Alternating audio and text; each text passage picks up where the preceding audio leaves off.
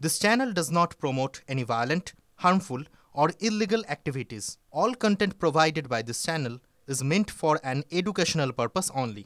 Ration দুর্নীতি মামলায় গ্রেফতার হওয়া রাজ্যের প্রাক্তন খাদ্যমন্ত্রী জ্যোতিপ্রিয় মল্লিক এই মুহূর্তে অসুস্থ অবস্থায় বাইপাসের ধারে একটি বেসরকারি হাসপাতালে চিকিৎসাধীন।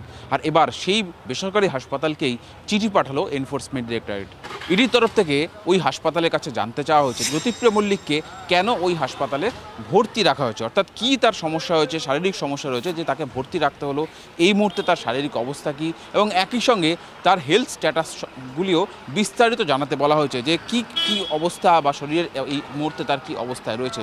তার কারণ এর আগের দিন অর্থাৎ বিশেষ ইডি আদালতে যখন জ্যোতিপ্রিয় মল্লিকের জামিনী শুনানি হয়েছিল সেই সময়ে ইডি জানতে পারে যে জ্যোতিপ্রিয় মল্লিক এই মুহূর্তে হাসপাতালে চিকিৎসাধীন রয়েছে। ইডির বক্তব্য ছিল বিচারকের সামনে যে তাদের হাতে গ্রেফতার হওয়া অভিযুক্তর সম্পর্কে কোনো কিছুই জানানো হয়নি, অর্থাৎ জেল কর্তৃপক্ষ যে তাকে প্রেসিডেন্সি জেল থেকে সরাসরি ওই হাসপাতালে ভর্তি করেছে সে ব্যাপারে তাদেরকে কিছুই জানানো হয়নি। এবং একই সঙ্গে তাদের এটাও অভিযোগ ছিল যে এই রকম তথ্য না জানিয়ে সৌজন্যের অভাব রয়ে গিয়েছে জেল কর্তৃপক্ষের তরফ থেকে। ফলে সেই কারণেই ইডি এবার হাসপাতালের থেকে জ্যোতিপ্রিয় মল্লিকের শারীরিক অবস্থা সম্পর্কিত বিস্তারিত তথ্য জানতে চেয়েছে। তার কারণ ইডির সূত্রে যেটা খবর যে এর আগে জ্যোতিপ্রিয় মল্লিক যখন এসএসকেএম হাসপাতালে চিকিৎসাধীন ছিলেন সেই সময় জ্যোতিপ্রিয় মল্লিকের থেকে একটি চিরকুট বা চিঠি উদ্ধার করেছিল সিআরপিএফ জওয়ানরা, এবং সেই চিঠির থেকেই কিন্তু শাহজাহান এবং আনিসুর রহমানদের নাম সামনে আসে। এবং সেই চিঠিতেই বলা ছিল যে রেশন দুর্নীতির টাকা নির্দিষ্ট হাতে পৌঁছে দিতে। তাই ইডি এবারও আশঙ্কা রয়েছে যে তাদেরকে না জানিয়ে যেহেতু এরকম একটি বেসরকারি হাসপাতালে ভর্তি করা হয়েছে, এবং এবার বেসরকারি হাসপাতালে ভর্তি করা হয়েছে যেখানে কোনো নিরাপত্তারক্ষী বা কোনো প্রহরার বন্দোবস্ত নেই, তাই সেখানে বসে মন্ত্রী কোনো প্রভাব খাটাচ্ছেন না তো, বা যারা সাক্ষী রয়েছে তাদেরকে ভয় দেখাচ্ছেন না তো, সেই আশঙ্কা থেকে এবার পাল্টা হাসপাতালের ওপর চাপ সৃষ্টি করার একটা কৌশল ইডির তরফ থেকে লক্ষ্য করা হলো। একই সঙ্গে জেল কর্তৃপক্ষও যে তাদেরকে অর্থাৎ ইডিকে কিছু না জানিয়ে সরাসরি হাসপাতালে পৌঁছে দিল বা ভর্তি করার ব্যবস্থা করলো, সেটাও কিন্তু যথেষ্ট গুরুত্ব দিয়েই দেখছে এনফোর্সমেন্ট ডিরেক্টরেট। ক্যামেরা সূর্যেন্দ্রের সঙ্গে সুজয়, টিভি 9 বাংলা, কলকাতা।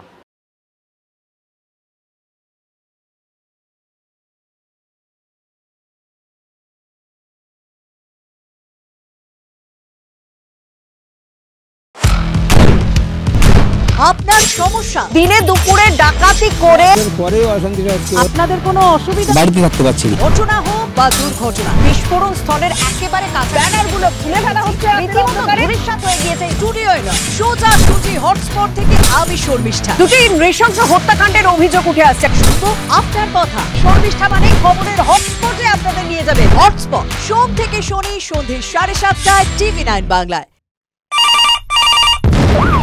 কিছু ঘটনা যা খবরের জন্ম দেয়, আদিবাসী সমাজের আইনি অন্ধবিশ্বাস, আর কিছু খবর যা সরাসরি প্রভাব ফেলে আমাদের জীবনে। দুর্নীতি হয়েছে বলে অভিযোগ, চলে গেছে। রাজনৈতিক খবর হোক বা অরাজনৈতিক, আমরা এসেছি ভারতের শেষ প্রান্তে। আমার আপনার চারপাশে ঘটে যাওয়া সেই সব ঘটনা থেকে আমরা তৈরি করছি এক বিশেষ চিত্রদলিত। চলছে গুলির লড়াই, 1 ঘন্টা যা পাল্টে দেবে আপনার দৃষ্টিকোণ। নিউজ সিরিজ রবিবার রাত 10টায় টিভি 9 বাংলায়।